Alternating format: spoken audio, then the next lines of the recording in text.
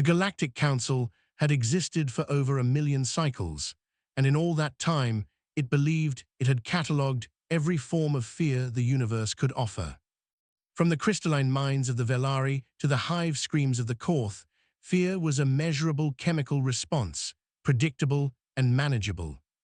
When humanity first joined the Council, they were classified as a mid-tier species, adaptable, emotional, and fragile. Humans spoke often of fear, wrote stories about it, glorified it in art and war, which led the Council to believe fear ruled them. The Council analysts concluded that a species governed by fear could never be truly dangerous. Fear weakens decision-making, declared High Arbiter Zelth, his voice echoing across the chamber. If humans are afraid, they will retreat.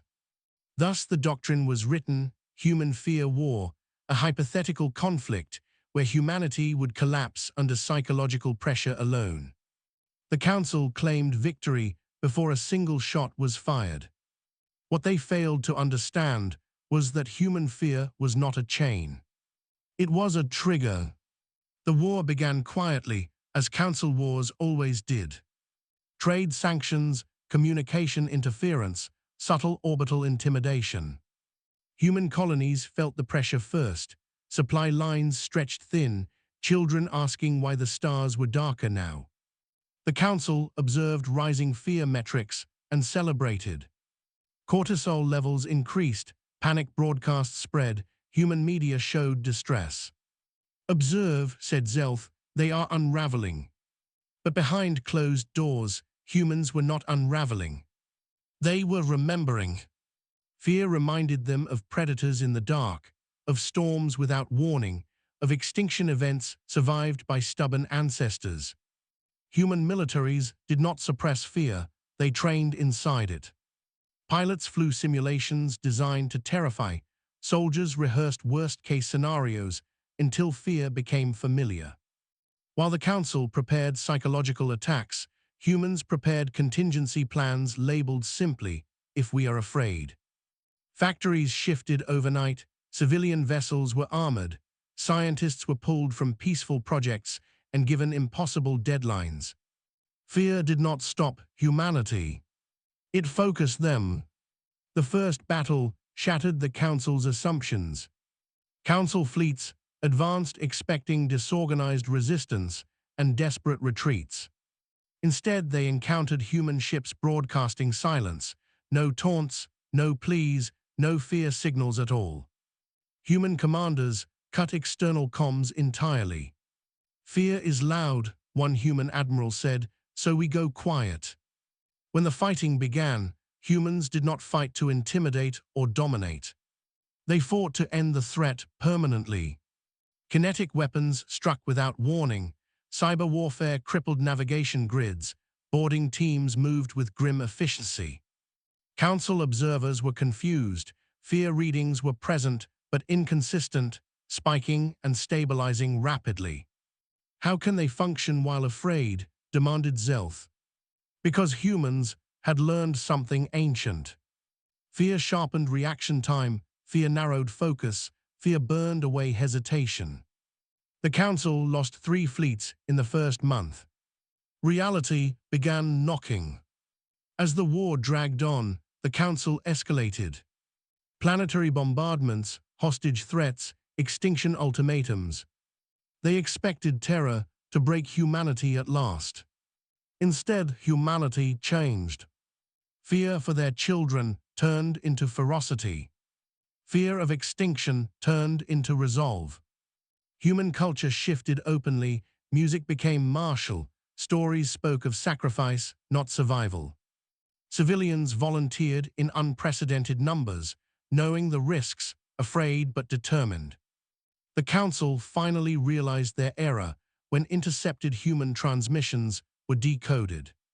We are afraid, one message said, that is why we will not stop. Council psychologists panicked. Their models had no category for fear transformed into moral certainty. Humans were not fighting to win. They were fighting to ensure no one would ever threaten them again. That fear, the fear of repeating history, of failing to protect, was invisible to Council sensors. And it was unstoppable. The war ended not with a final battle, but with surrender.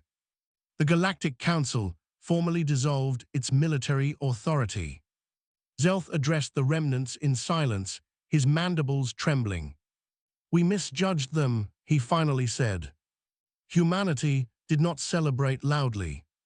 They mourned their dead, rebuilt their worlds, and documented every lesson learned. In the new Galactic Charter, one clause stood out above all others. Never mistake fear for weakness.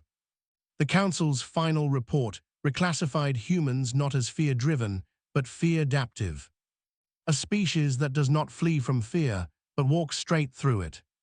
Reality had hit hard, and it left a permanent scar on galactic history. Human fear war was no longer a theory. It was a warning. The galaxy did not return to normal after humanity's war. It pretended to. Trade routes reopened, borders were redrawn, diplomatic ceremonies resumed with carefully rehearsed smiles. But beneath the surface, every species remembered what they had witnessed. They had seen fear fail. They had seen fear evolve. Humanity withdrew from galactic politics for a time, not out of weakness, but exhaustion. Entire systems were rebuilding, scarred planets wrapped in scaffolds of orbital industry. Cities rose where craters once smoked. Children were born who would never know a sky without defense grids. And every human knew the cost of survival had permanently increased. The Galactic Council no longer existed as a singular authority. Instead, fractured alliances formed, cautious and slow. Where once decisions were made through arrogance and abstraction, now every motion was debated through the lens of human precedent. No one wanted to be the next mistake. It was in this uneasy calm that the galaxy finally began to ask the wrong question. Not how humans had won, but what humans would become next. The silence that terrified empires. Human military doctrine changed after the war. Not louder, not more aggressive. Quieter. Defense fleets were stationed deep within systems, invisible to long-range scans. Weapons platforms were disguised as civilian infrastructure. Ships carried redundant AI cores trained on historical extinction scenarios. Everything humanity built now assumed failure was possible. And that assumption made them terrifying. Alien observers noted something deeply unsettling. Human fear metrics never returned to pre-war baselines. They stabilized at a permanent elevation. Humans lived with fear the way other species lived with gravity. Always present, always shaping movement, never questioned. A Velari ambassador once asked a human diplomat why their people seemed so tense even in peace. The human answered calmly, "Because peace is the pause between disasters." That statement spread faster than any propaganda ever could. Species that had never prepared for total loss began building shelters. Civilizations that once trusted the Council's protection invested in redundancy. Human fear was contagious. The children of the war. The first generation, born after the human fear war, came of age differently. They learned history not as distant myth, but as cautionary tale. Every schoolchild studied the early signs of Council aggression. Every academy taught psychological warfare alongside mathematics. Fear was not hidden from them. It was explained, contextualized, respected. Human psychologists published works that baffled alien scholars. They described fear as a renewable resource, a signal to prepare, a reminder of value, a call to responsibility. Where other species medicated fear away, humans integrated it. They taught breathing techniques, scenario planning, emotional regulation under threat. They did not seek bravery. They sought functionality under terror. and that terrified the galaxy more than human weapons ever had. The day the galaxy tested the lesson. It happened 70 years after the war. A fringe coalition of systems far from human space decided the lesson had been exaggerated. They believed humanity had been a unique anomaly, a one-time overreaction. They believed fear could still be exploited. The coalition targeted a human research outpost near a pulsar. No military value, minimal population. A test. The attack was brutal and sudden. Civilian scientists killed, data erased, the station burned. The coalition broadcast the footage, confident Terra would follow. Human response took 12 minutes. No speeches. No ultimatums. No rage-filled declarations. Just silence. Fear in its final form. What followed was not war. It was correction. Human fleets emerged from fold space at mathematically perfect intervals. Coalition command networks collapsed before their admirals understood they were under attack.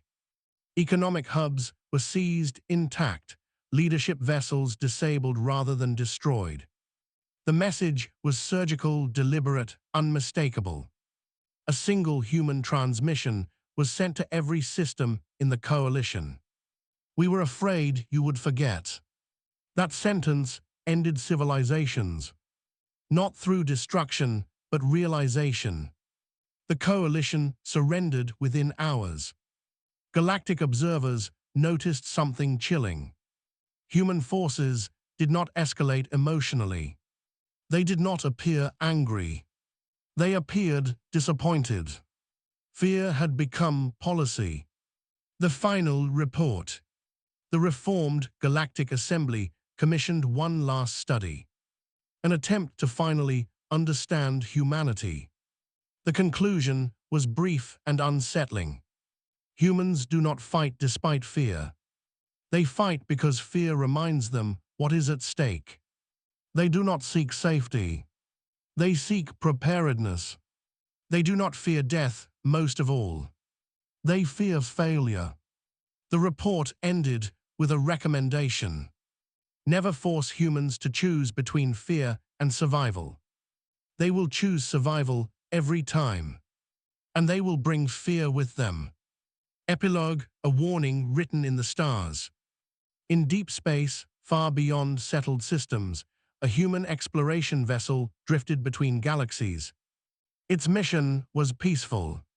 Survey, observe, prepare. On its hull, etched in dozens of languages, was a single phrase. Fear is not the enemy. Unpreparedness is. The galaxy read it. And for the first time in recorded history, fear saved everyone.